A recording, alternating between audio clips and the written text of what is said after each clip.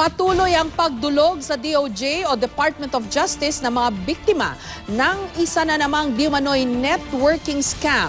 Paalala ng SEC o ng Securities and Exchange Commission sa publiko, siguraduhing lisensyado at rehistrado ang kumpanya bago mag-invest para maiwasang mabiktima. May report si Emil Sumangil. Ang ilalaon mong pera, doble agad makalipas lang ang ilang araw. Ito ang karaniwang pangako sa mga investor ng mga networking at get-rich-quick scheme. Kaya naman ang biglang pagsasara ng tanggapan ng One Dream Global Marketing Incorporated, mistulang bangungot para sa mga investor.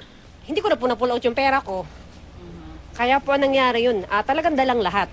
Ang wish ko lang naman po kay Sir Arnel, lumabas siya at harapin niya yung mga tao na nag-invest sa kanya kasi sa totoo lang po, nagtiwala po kami sa kanya. Karamihan sa mga nag-invest, mga taga-Lipa City, Batangas.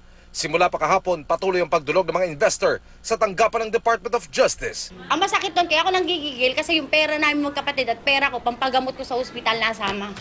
Ang itinuturong utak sa likod ng di umano'y 3 billion pesos networking scam ang Pangulo ng One Dream na si Arnel Gaser at Vice Presidente nito na si Jobel de Guzman. Bukod sa One Dream, ayon sa SEC o Securities and Exchange Commission, may isa pang pinatatakbong kumpanya ang dalawa.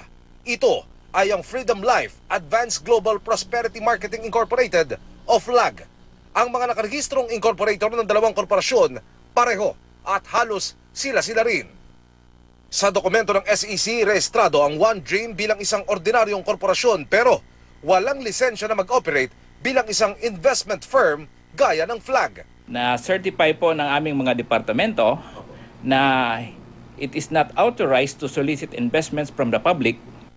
Ayon sa SEC, pareho raw ang estilo ng One Dream at FLAG para makaakit ng mamumuhunan.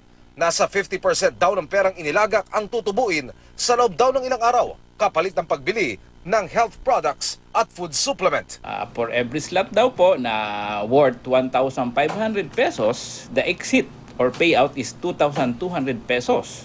Okay. So, ang kita po ay 700 pesos kaagad.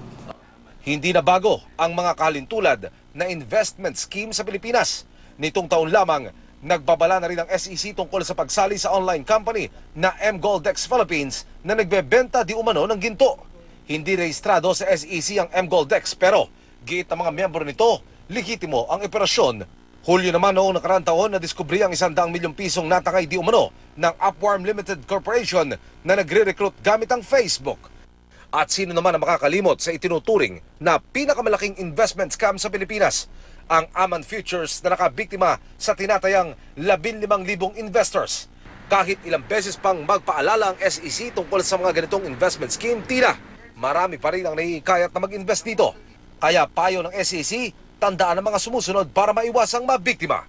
Lisensyado po ang kumpanya, rehistrado ang produkto at autorisado ang mga nagbebenta. Emil Sumangil, GMA News.